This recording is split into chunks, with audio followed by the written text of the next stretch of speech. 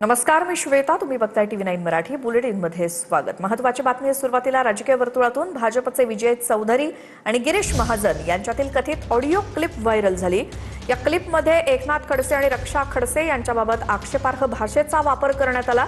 खडसे हे भाजपवर टीका करतात, मग त्यांच्या सुनेला मंत्रिपद का? व्हायरल क्लिपमध्ये विजय चौधरींकडून रक्षा खडसेंच्या राजीनाम्याची मागणी करण्यात आली. TV9 मराठी या व्हायरल ऑडिओ क्लिपची पुष्टी करत नाही. मात्र विजय चौधरी भाजपचे माजी उत्तर महाराष्ट्र संयोजक आहेत आणि त्यांचा राजीनामा झालेला आहे. खडसे हा नेहमीच त्याची मुलगी असेल, तो असेल, बोलत राहतो. आणि रक्षा खडसेला आपण मंत्री करून ठेवलेला आहे.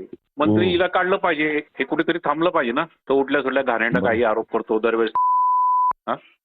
तो काहीतरी निर्णय करावा लागेल असं. आणि रक्षा खडसे मंत्रिमंडळात एका घरात राहतात, एकमेकांना मदत करतात.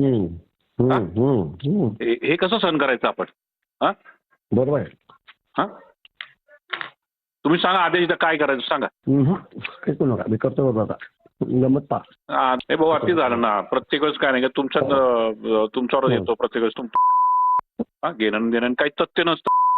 हे भाऊ काहीतरी आपण आक्रमक भूमिका घेतली पाहिजे आणि पार्टीला पण सांगितलं पाहिजे हे चालणार नाही, दुहेरी भूमिका चालणार नाही. एक तर मग रक्षाचा राजीनामा घ्या, आम्हाला हे फालतूपणा चालणार नाही. बरोबर. मग काहीतरी भूमिका घ्यावी लागेल ना भाऊ. कसं काय झालं असं एका घरामध्ये? ती पण एका घरात, ती खडसेची मुलगी पण. आणि आता पुढची महत्त्वाची बातमी बघूयात. भाजपचे उत्तर महाराष्ट्र संयोजक विजय चौधरी यांनी राजीनामा दिलेला आहे. नंदुरबार जिल्ह्यातील व्हायरल ऑडिओ क्लिप नंतर चौधरींनी राजीनामा दिलाय. डॉक्टर हिना गावित यांच्या समर्थकांकडून चौधरींच्या हकालपट्टीची मागणी करण्यात आली. हकालपट्टीची मागणी केल्यानंतर विजय चौधरींकडून राजीनामा दिला गेलाय. माझ्यामुळे पक्षाची बदनामी नको, चौधरींच्या राजीनाम्यामध्ये असा उल्लेख आहे.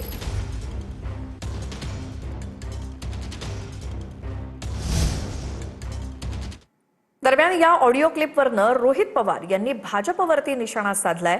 बघूयात रोहित पवार काय म्हणतायत.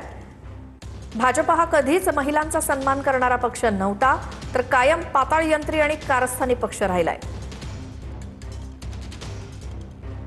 हेच भाजपचे पदाधिकारी विजय चौधरी यांच्या राजीनाम्यानं स्पष्ट झालंय. स्वतःच्याच पक्षाच्या महिला नेत्यांबाबत करत असलेलं कारस्थान उघडकीस आल्यामुळे पक्षाच्या इज्जतीचा जो काही जाहीर पंचनामा झालाय त्यावर पांघरून टाकण्यासाठीचा हा राजीनामा आहे. आणि या राजीनाम्यानं व्हायरल ऑडिओ क्लिपला देखील दुजोरा मिळालेला आहे. आता भाजप कोणत्या तोंडानं महिला सन्मानाच्या गप्पा मारणार, असा सवाल एक्सवरती पोस्ट करत रोहित पवार यांचा. महत्वाचं म्हणजे केवळ एका पदाधिकाऱ्याचा राजीनामा झाला, पण महिलेला शिवीगाळ करताना संबंधित मंत्र्यानं या पदाधिकाऱ्याला कुठेही अडवलं नाही. त्या मंत्र्यांचं काय, असाही सवाल रोहित पवार यांनी महाजन यांच्या भूमिकेवरती उपस्थित केलाय. तर भाजप यावरती उत्तर देणार आहे का, असाही सवाल रोहित पवार यांचा. आणखी एक मोठी बातमी याच संदर्भातली. भाजपचे उत्तर महाराष्ट्र संयोजक विजय चौधरींनी राजीनामा दिला. नंदुरबार जिल्ह्यातील व्हायरल ऑडिओ क्लिप नंतर चौधरींनी राजीनामा दिला.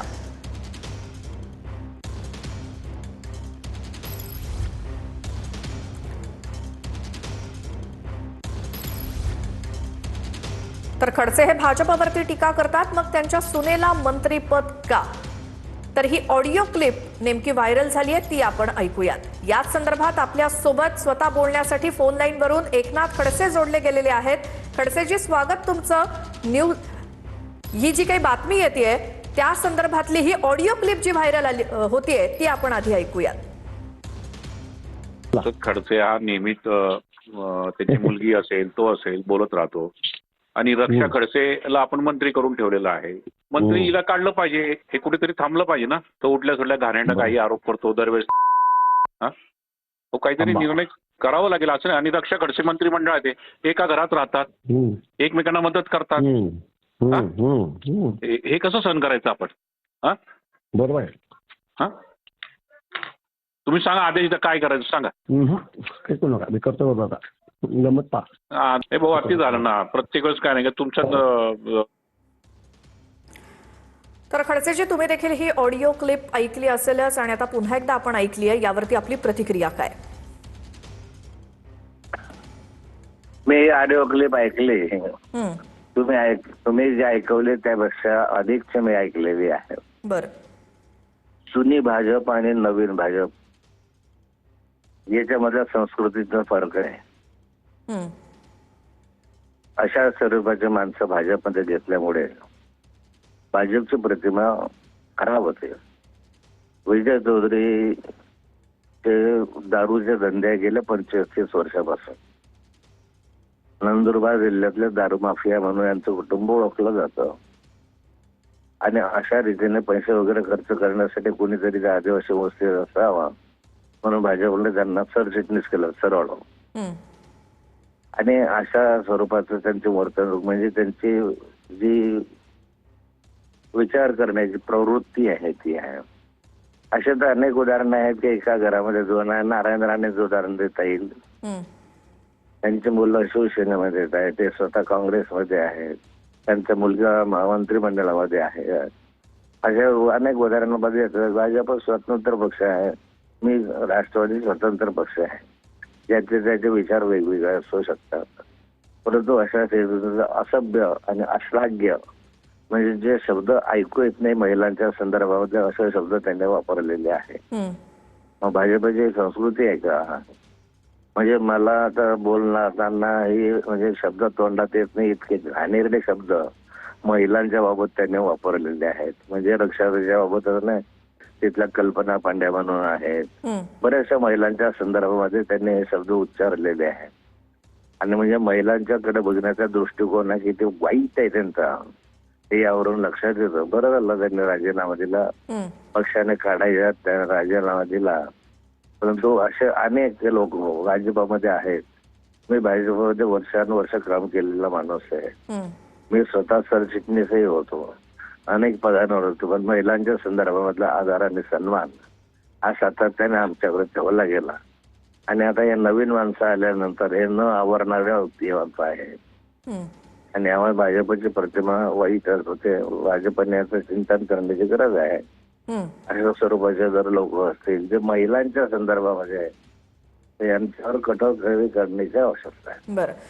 मात्र नाथाभाऊ, यामध्ये हे झालं चौधरींबद्दल. मात्र ज्यांच्याशी हा संवाद साधला जातोय, तर असा आता दावा केला जातोय की त्या समोरच्या मंत्र्यांनी सुद्धा त्यांना रोखलं नाही असं बोलण्यापासून, ज्या पातळीची ती भाषा वापरत होते त्या मंत्र्यांनी सुद्धा त्यांना थांबवलं नाही.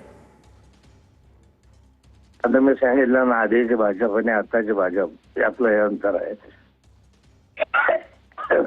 आधी मंत्री ऐकणारे मनस्थितीत नसता ताबडतोब थांबवलं असतं की महिलांच्या संदर्भात असे शब्द वापरता कामा नये. पण आता मंत्र्यांनी त्यांना आवरलं नाही, शांततेने ऐकून घेतलं.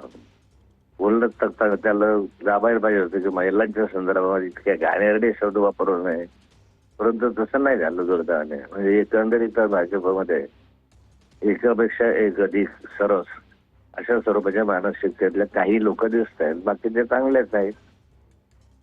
बरं, यामध्ये तुमच्याबद्दल, तुमच्या सुनेबद्दल वाईट शब्द वापरण्यात आले, तुम्ही काय भूमिका घेणार?